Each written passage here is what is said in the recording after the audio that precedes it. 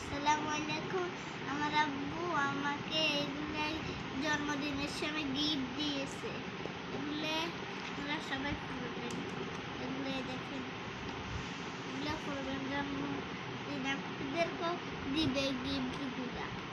আমি আপনাদেরকে দেখাচ্ছি যেমন আপনারা নতুন পারেন, তার জন্য আমি দেখাই